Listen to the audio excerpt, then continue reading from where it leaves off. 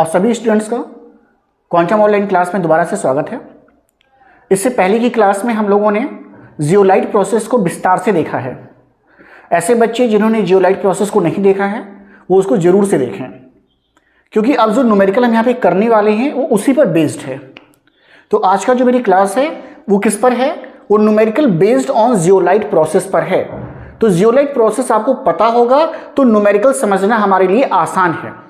Numerical के कुछ basic steps होते हैं जिनको जानना आवश्यक है, क्योंकि क्वेश्चन चेंज हो सकता है लेकिन जो बेसिक स्टेप्स है वो चेंज नहीं होते हैं।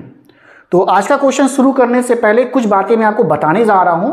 अगर वो बातें आपको समझ में आती हैं तो ये क्वेश्चन करना आपके लिए बहुत ही आसान है, बहुत ही सिंपल एकदम। लेकिन वो बेसिक स्टेप आपको आना चाहिए, इसके पीछे जो थीम काम कर रहा है वो आपको समझ में आना चाहिए। तो दो तीन चीजें मैं आपको बताऊंगा पहले, फिर क्वेश्चन को लगाने का तरीका बताऊंगा आपको। देखिए क्या क्या चीजें। पहली बात हो क्या रहा है कि जो जियोलाइट प्रोसेस है, जो जियोलाइट प्रोसेस को हम जान रहे हैं, उस जियोलाइट प्रोसेस में जो जियोलाइट प्रोसेस है उस जियोलाइट प्रोसेस में जितनी भी हार्डनेस होती है ये हमेशा बराबर किसकी होती है? ये हमेशा बराबर होती है जितना सोडियम NaCl का अमाउंट लगता है। यानी बराबर कितनी के हो जाएगा? ये बराबर हमेशा होता है अमाउंट ऑफ NaCl यूज्ड के, मतलब रीजनरेशन में जो इस्तेमाल हो रहा है NaCl उस अमाउंट के बराबर होता है। कैसे भाई? तो ऐसा मान के चलते हैं, देखिए बना दे रहे छोटा सा, देखिए ऐसा मान के चलते हैं, ऐसे मान लीजिए ये जियोलाइट है, ऐसा मान के चलते हैं कि जितना हम यहां पर NaCl इस्तेमाल करेंगे, ओके, उतना ही इसमें क्या रहा होगा? कैल्शियम आयन रहा होगा और मैग्नीशियम आयन रहा होगा, क्योंकि रिप्लेसमेंट होता है ना। तो अगर कैल्शियम और मैग्नीशियम ने सोडियम को रिप्लेस किया है तो जितना रिप्लेस किए होंगे उतना ही NaCl लगा होगा।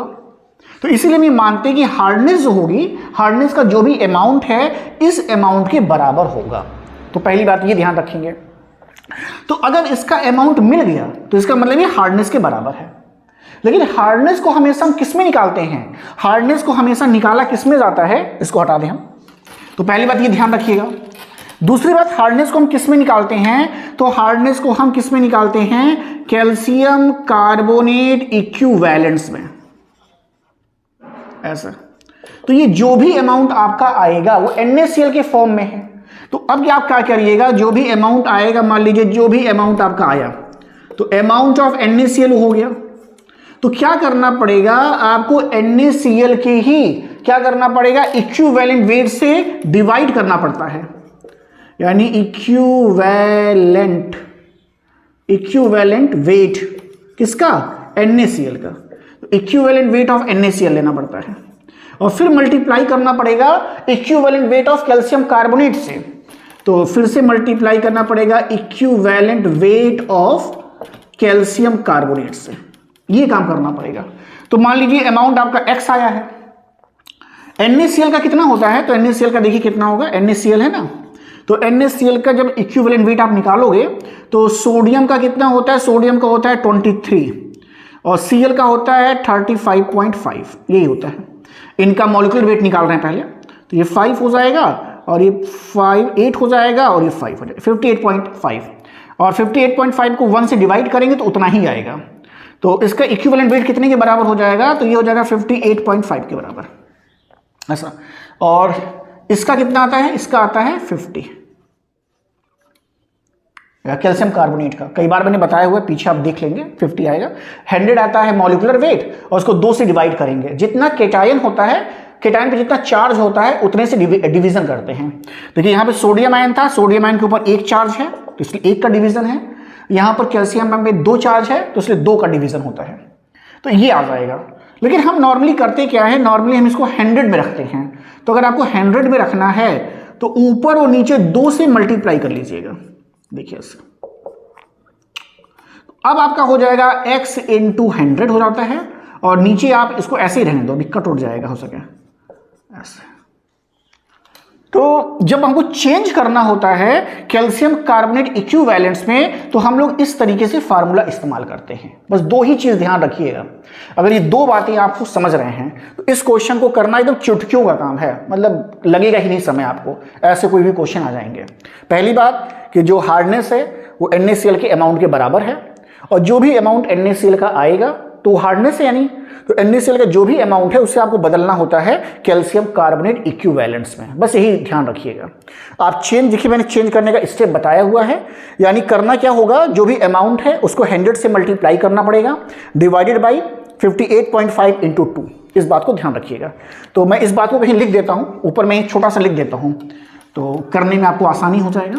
तो ये बाकी से मैं हटा दे रहा हूँ, पर जो लास्ट पॉइंट है इसको मैं लिखने जाऊँगा अभी। जैसे आपको मैं जब रखूंगा वैल्यू तो आपको याद रहे कि सर कहाँ से रख रहे हैं वैल्यू, तो ये बात आपको समझ में आनी चाहिए। ऐसे बच्चे जो चैनल पर नए हैं सब्सक्राइब करें, और लाइक आप लोग नहीं करते हैं, लाइक नहीं करेंगे तो वीडियो कैसे मैं बनाऊंगा। देखिए ये ऐसा, ये चीज़ मैंने यहाँ लिख दिया ऊपर, जिससे आपको याद रहेगा। अब क्वेश्चन करते हैं, चलो अब क्वेश्चन देखिए। अब क्वेश्चन पे आते हैं। A zeolite softener was 95% exhausted, 95% लगभग एग्जॉस्ट हो चुका है। 95% का मतलब हम मान के चलते हैं कि लगभग 100% है। When 10,000 litre of hard water was passed through it, जब 10,000 लीटर पानी इससे पास हुआ है, तो 10,000 लीटर जब पानी पास हुआ है तो ये एग्जॉस्ट हो गया है, मतलब काम करना बंद कर दिया है।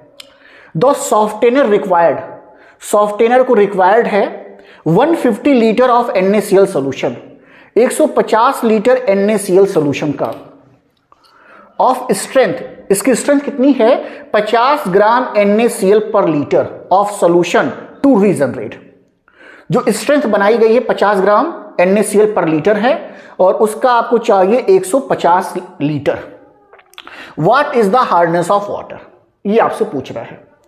तो देखिए अब निकलेगा कैसे, तो निकलेगा कैसे कि जो 10,000 लीटर ऑफ हार्ड वाटर की हार्डनेस है वो बराबर कितने का होगा, वो बराबर होगा जितना आपका NaCl यहां लग रहा है।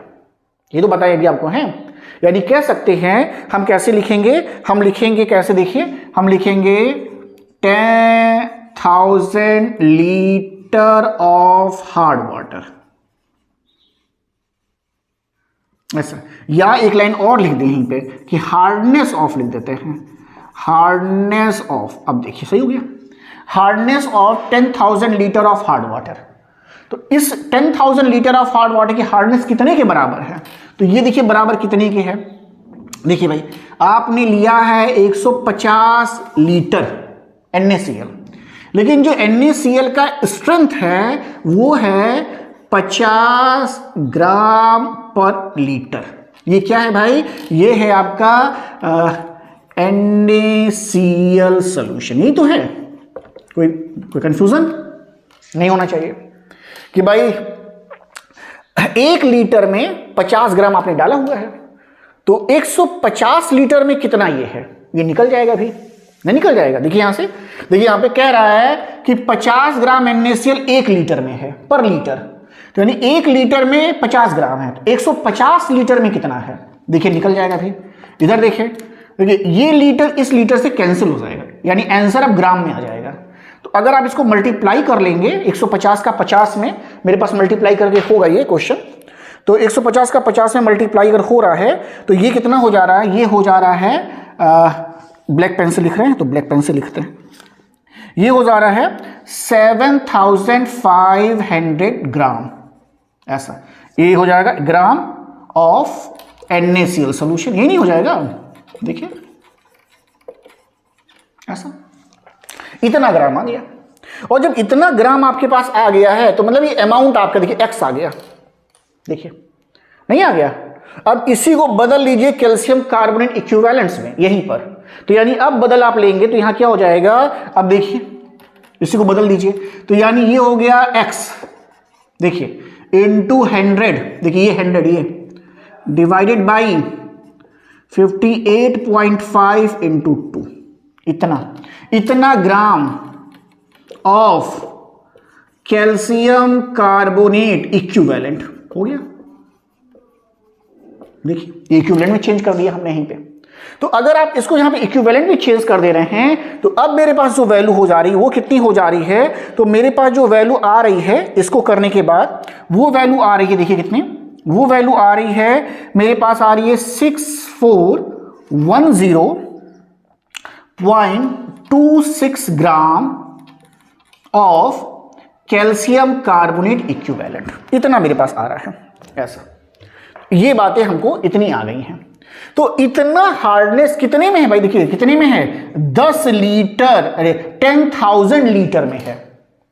और हार्डनेस बतानी है, हार्डनेस बताई किस में जाती है, हार्डनेस का क्या क्या मैंने आपको यूनिट बताया हुआ है। तो हार्डनेस की जो यूनिट है वो क्या है, हार्डनेस की यूनिट किस में है भाई, मिलीग्राम पर लीटर है। और आपका निकल किस में रहा है, आपका निकला है 10,000 लीटर में इतना ग्राम है। किस में लेना पड़ेगा, इसको 1 लीटर में अब लेना पड़ेगा। तो 10,000 लीटर में अगर इतना ग्राम है तो 1 में कितना होगा, ये निकालिए। यानी हार्डनेस ऑफ, अब देखिए अब लिखिए तब, hardness of 1 litre of hard water.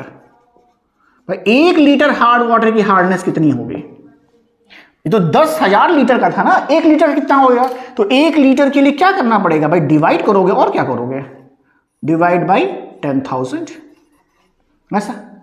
तो ये तो करेंगे और क्या कर सकते हैं। अच्छा, ग्राम को मिलीग्राम में बदलना है, ग्राम को मिलीग्राम में बदलना है। तो ग्राम को अगर मिलीग्राम में हम बदलेंगे तो क्या करना पड़ेगा, आपको 10⁻³ से मल्टीप्लाई करना पड़ेगा। तो ग्राम को हमने मिलीग्राम में चेंज किया तो 1000 से क्या कर दिया, मल्टीप्लाई कर दिया।